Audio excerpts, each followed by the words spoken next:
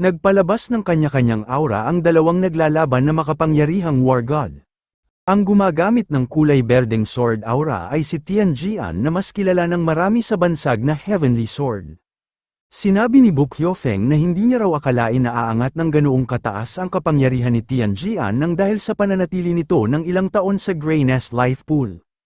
Kung hindi niya nga raw pala ito ginambala ay mukhang magagawa nga raw nitong makaakyat sa Intermediate War God sa loob ng 2 o 3 taon. Sinabi ni Buk Hyofeng na hindi na rin daw siya nagulat dahil pumapangalawang araw sa kanya ang talento ni Tian Jian sa loob ng Mercenary Association. Matapos noon ay bigla na lang inalok ni Buk Hyofeng si Tian Jian na bakit nga raw hindi na lang ito sumapi sa kanya at sabay nilang pabagsakin ang matanda nilang presidente. Kapag napabagsak ng araw nila ito ay ilalagay niya si Tian Jian sa posisyon na Vice President ng Mercenary Association. Magagawa nga raw nilang numero 1 organisasyon ang Mercenary Association kapag nagtulungan silang dalawa. Kapag nangyari nga raw yun ay doon na nila sisimulang pagharian ang buong mundo. Sumagot si Tian Jian at sinabi kay Buk Hyofeng na hindi nga raw siya makikipagtulungan sa mga tao na gaya nito. Pagkatanggi ni Tian Jian ay agad na nitong inatake si Buk Hyofeng ng kanyang battle sword technique na Stormy Blade. Nagtanong si Buk Hyofeng sa Heavenly Sword kung ito na ba raw talaga ang kanyang sagot, kung ganoon nga raw ay wala na siyang ibang pagpipilian pa. Nagpakawala rin ng isang napakalakas na kapangyarihan si Buk Hyofeng at sinabihan si Tian Jian na kailangan na raw nitong mamatay. Tagpuin na nga lang daw nito sa impyerno ang talentado nitong estudyante na si Zhou Fan. Mas binilisan pa ng ating bida ang kanyang pagpunta sa pinangyayarihan ng labanan, nagmamadali siya habang iniisip na sana nga raw ay nasa maayos na kalagayan pa rin ang kanyang senior na si Tian Jian. Sa laki ng kapangyarihan na pinakawalan ni Buk Hyofeng ay halos kinain na nito ang battle sword technique Stormy Blade na ini-activate ng Heavenly Sword. Nagtanong si Buk Hyofeng kung ito na ba raw ang battle sword technique ni Tian Jian, bakit nga raw napakawalang kwenta naman nito. Sa lakas ng pag-atake ni Buk Hyofeng ay umabot na ang skill nito sa pinakaharap ng Heavenly Sword. Hanggang sa tuluyan nang ang tumilapon si Tian Jian noong tamaan na siya ng makapangyarihang skill na ibinato sa kanya ni Buk Hyofeng. Hindi makapaniwala si Tian Jian na mapapabagsak siya ni Buk Hyofeng gamit lamang ang isa nitong pag-atake. Nagtanong ang bumagsak na si Tian Jian sa kalaban niyang si Buk Hyofeng kung nakaakyat na ba raw ito sa lakas ng isang peak intermediate war god. Sumagot si Buk Hyofeng at sinabihan si Tian Jian kung paano nga raw siya makakarating sa kanyang posisyon kung hindi siya nagtataglay ng ganoong lakas. Pinagmalaki rin ni Buk Hyofeng na malapit na rin daw siyang makapag-breakthrough sa pagiging isang advanced war god. Kapag nangyari nga raw yun ay wala na siyang dapat nakatakutan kahit pa makapagpagaling ang matandang presidente sa pinsala na tinamo nito. Umatake na ulit si Buk Hyofeng at sinamantala ang panghihina ni Tian Jian, dahil nga raw ayaw nitong umanib sa kanya. Ngayon pa nga lang daw ay maaari na itong mamatay. Sinabihan ni Tian Jian ang umatake sa kanyang si Buk Hyofeng na wag raw itong masyadong magsaya agad, tingnan na nga lang daw nito ang kanyang sunod na galaw. Lumabas ang isang napakalaking sword blade sa isang kamay ni Tian Jian noong gamitin nito ang kanyang battle sword technique na Flaming Sword Power. Kinabahan si Buk Hyofeng dahil nakikilala nito ang skill na inilalabas ngayon ng Heavenly Sword. Hanggang sa nabaliwala ang ginawang pag-atake ni Buk Hyofeng nang pakawalan na ng Heavenly Sword ang napakalakas nitong Flaming Sword Power. Napansin agad ni Zhou Fan kung nasaan ang kanyang senior na si Tian Jian noong sundan niya kung saan nagmumula ang napakalaking sword skill. Agad niyang binuhat ang Heavenly Sword upang itakas ito at dalhin sa isang ligtas na lugar. Inabot din ng ilang segundo bago tuluyang naglaho ang sword skill na pinakawalan ng Heavenly Sword. Sinabi ng tinamaan na si Buk Hyofeng na mukhang ito nga raw ang pinakamalakas na sword technique ni Tian Jian na Flaming Sword Power. Hindi niya nga raw inasahan na magagawa pa nitong gumamit ng ganoong kalakas na skill kahit na nasa Novice War God na lang ang level nito. Naisip ni Buk Hyofeng na ang Flaming Sword Power nga raw ay ang skill na ipinangpatay noon ni Tian Jian sa isang high-rank Monster King. Talagang napakalakas nga raw ng skill na ito. Kung hindi nga lang daw sa kasalukuyang kondisyon ni Tian Jian, malamang nga raw ay patay na siya ngayon. Sinabi ni Buk Hyofeng na tama nga lang daw na kinilala noon na top talent si Tian Jian ng Mercenary Association. Napakalakas na nga raw sana nito ngayon kung hindi lang ito nagtamo ng malaking pinsala na siyang naging dahilan ng pagbagsak ng kanyang level sa Novice War God. Napapaisip si Bok Hyofeng kung ipagpapatuloy pa ba raw niya ang paghabol kay Tian Jian, hindi niya nga raw inasahan na magagawa pa rin itong makatakas matapos nitong gamitin ang kanyang pinakamalakas na flaming sword power. Pero naisip niya rin na hindi na rin daw siya kailangang mag-alala lalo na't matindi rin ang tinamong pinsala ni Tian Jian. Idagdag pa nga raw ang paggamit nito sa flaming sword technique na siyang mas lalong magpapalala sa kanyang kondisyon, kusa na nga raw bibigay ang katawan nito hanggang sa tuluyan na itong mamatay. Kapag pinagpatuloy pa nga raw niya ang paghunting kay Tian Jian ay baka isama pa siya nito sa kanyang kamatayan. Napangiti si Bok Hyofeng habang iniisip na hindi naman daw porket hindi niya na ito hahanapin ay wala na siyang gagawin. Babalutan niya nga raw ng kanyang lason ng buong kabundukan, hahayaan niya nga raw na ang Grey Nest Life Pool na ang maging libingan ni Tian Jian.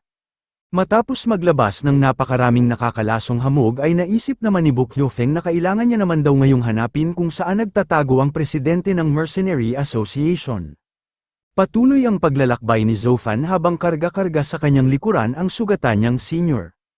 Habang karga niya ito ay pinainom niya ito ng isang potion para lumakas ito at magkaroon ng malay. Matapos umepekto ng potion ay nagising na rin ang Heavenly Sword. Nagulat ito noong mapagtanto niya na karga-karga na pala siya ng ating bida.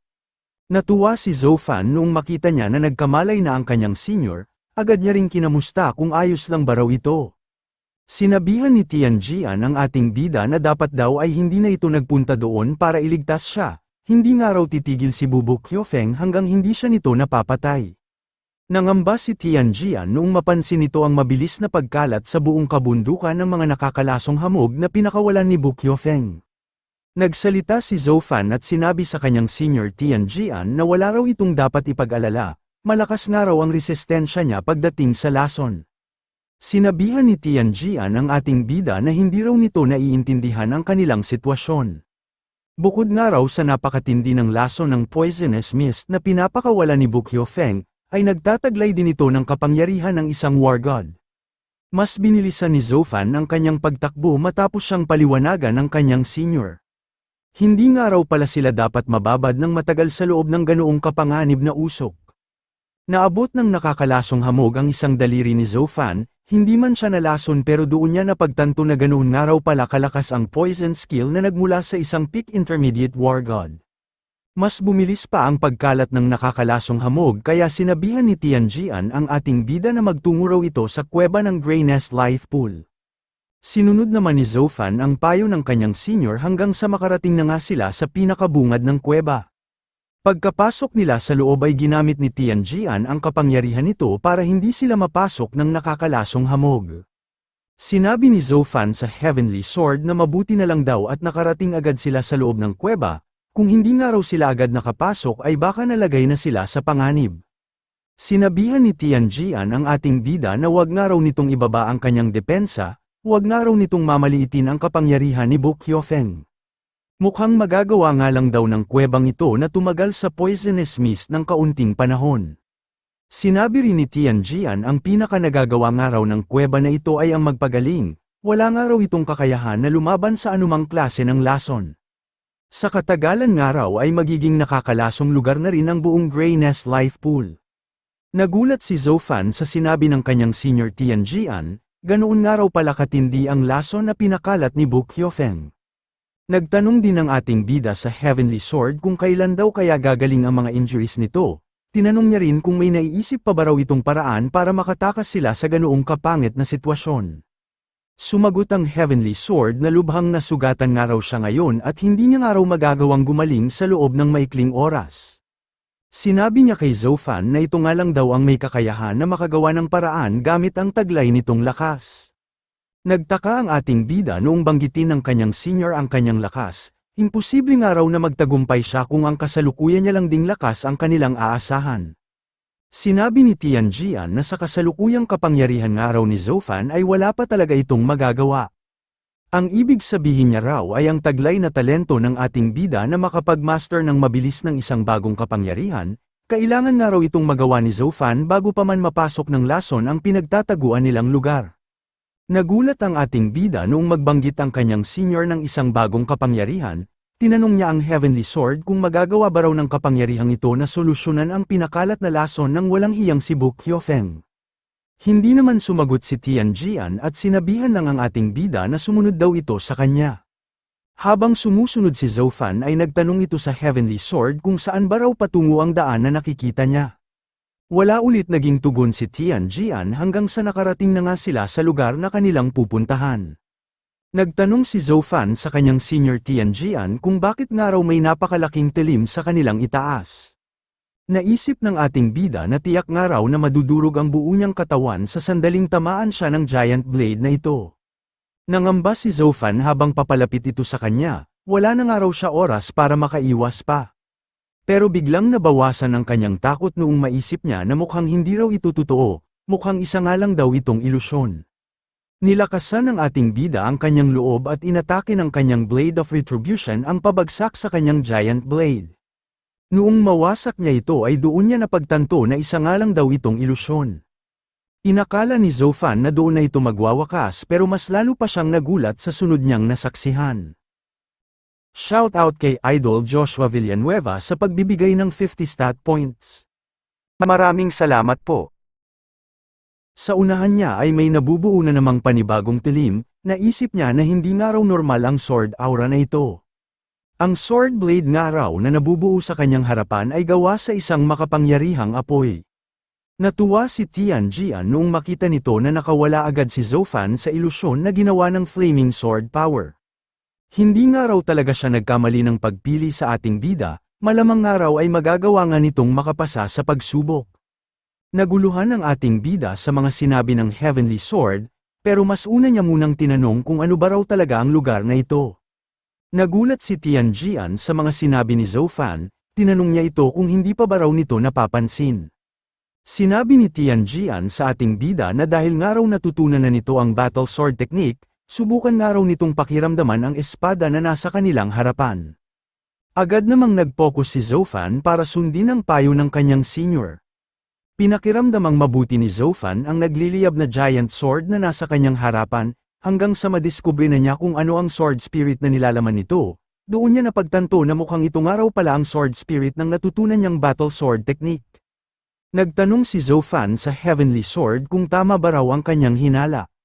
Sumagot naman ng oo si Tianjian at sinabi na naroon nga raw sila sa Flaming Sword Altar, ang lugar kung saan nagmula ang battle sword technique. Binanggit din ni Tianjian na ang Flaming Sword nga raw ay nagtataglay ng pinakamalakas na kapangyarihan ng battle sword technique. Naglabas ng kaunting aura si Tianjian upang ipakita sa ating bida, sinabi niya na ito nga raw ay isang advanced battle sword technique na kilala sa tawag na Flaming Sword Power. Habang namamangha ay naisip ni Zhou Fan na mukhang nagliliyab nga raw ang sword aura na ito sa loob ng katawan ng Heavenly Sword. Ang ganoon nga raw klase ng kapangyarihan ay mukhang nakakakilabot at napakalakas sa sandaling ginamit ito sa pakikipaglaban. Nagpalabas ng maliit na flaming sword power si Tianjian para ipakita sa ating bida ang potensyal na mayroon nito. Kapag na-master nga raw ni Zhou Fan ang ganoong sword technique ay magagawa na nitong makumpleto ang cross-rank challenge.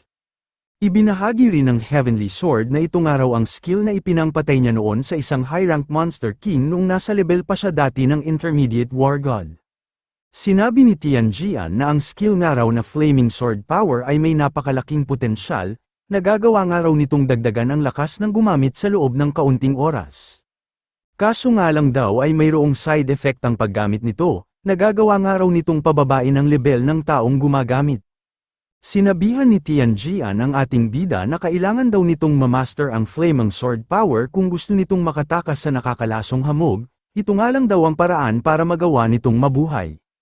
Sinabi rin ni Tianjian na base nga raw sa bilis ng pagkalat ng nakakalasong hamog, ay mayroon nga lang daw isang linggo si Zhou Fan para matutunan ito. Nagulat si Zhou Fan nung sabihin sa kanya ng Heavenly Sword na mayroon lang daw siyang isang linggo. Nagtanong siya sa kanyang senior Tianjian kung gaano ba raw nito katagal na master noon ang Flaming Sword Power. Hindi makapaniwala si Zhou Fan nung sumagot sa kanya ang Heavenly Sword na inabot daw siya ng 7 buwan. Sinabi niya na kung ganoon nga raw ito katagal, paano niya nga raw ito mamamaster sa loob ng 7 araw. Sumagot si Tianjian at sinabi na naniniwala raw siya na may talento ang ating bida na matutunan ito sa ganoong kaikling panahon. Wala na rin naman daw itong ibang pagpipilian sa kasalukuyan nilang sitwasyon. Naiintindihan ni Zoufan ang kanilang kalagayan kaya sinabi niya sa Heavenly Sword na simulan na raw nila ito. Imamaster niya nga raw ang Flaming Sword power sa loob ng 7 araw para makalampas sila sa nakakalasong hamog. Kapag natutunan na niya nga raw ito ay isasama niya ang kanyang senior Tianjian at sabay daw silang aalis mula doon. Napangiti si Tianjian sa narinig niya mula kay Zoufan, at sa mga puntong yun ay sinabi niya sa ating bida na magsimula na nga raw sila. Habang may inactivate si Tianjian ay binabalaan nito ang ating bida na napakapanganib raw sa loob ng Flaming Sword Altar, kailangan daw nitong mag-ingat kapag nakapasok na ito. Mula sa nagliliyab na sword blade ay may biglang lumabas na lagusan. Nagtanong si Zoufan sa Heavenly Sword kung ito na ba raw ang entrance ng Flaming Sword Altar. Sumagot naman si Tianjian ng oo at sinabi na pumasok na nga raw ang ating bida. Pinanatili ni Tianjian na nakabukas ang lagusan kaya agad namang tumalon ang ating bida para pumasok sa loob nito. Pinagpatuloy niya ang kanyang pagpasok hanggang sa mapunta na nga siya sa loob. Noong makaalis na ang ating bida ay doon na inihinto ni Tianjian ang pagpapanggap na ayos lang ang kanyang kondisyon. Naisip niya na talagang determinado nga raw si Zoufan na iligtas siya. Wala nga raw itong masamang motibo sa kanya di gaya ng paglapit sa kanya ni Bu Qiufeng nang dahil sa gusto nitong maagaw ang posisyon ng kasalukuyang presidente. Naisip din ni Tianjian na nangangamba nga raw siya na baka hindi niya magawang tumagal bago pa man makabalik ang ating bida. Pagkarating ni Zoufan ay napapaisip siya kung totoo na ba raw kaya ang mga nakikita niyang ito sa loob ng Flaming Sword Altar, nagdududa siya na baka raw isa na naman itong ilusyon. Tumahol si Little Gray para bigyan ng babala ang ating bida. Sinabi ng Wasp King sa kanyang Master Zoufan na may nakakakilabot nga raw siyang aura na nararamdaman, at lubhang mapanganib nga raw ito sa mga gaya niyang halimaw. Sinabi ni Zoufan kina Little Gray at Wasp King na tingnan nga raw muna nila ang buong lugar. Habang naglilibot ay sinabi ng ating bida na ang pagkakayari nga raw sa mga estruktura doon ay mukhang nagmula pa sa panahon bago naganap ang Night of the Starfall. Napahinto sa paglilibot si Zoufan noong may bigla itong napansin. Pagkatingin niya sa kabilang gusali ay may natanaw siyang nilalang. Habang pinagmamasdan niya ito ay bigla na itong umatake patungo sa kanyang posisyon. Agad namang ginamit ni Zoufan ang kanyang Blade of Retribution para atakihin ang nilalang na sumugod sa kanya. Nagtaka ang ating bida noong may kakaibang nangyari sa natalo niyang kalaban. Bigla na lang itong lumiit at dumiretso sa loob ng kanyang katawan, doon niya napagtanto na mukhang isang araw pala itong Sword Spirit. Inabsorb ng kanyang War God system ang Sword Spirit na pumasok sa kanyang katawan. Nagtaka si Zoufan kung para saan daw ang natanggap niyang Flaming Sword Spirit value.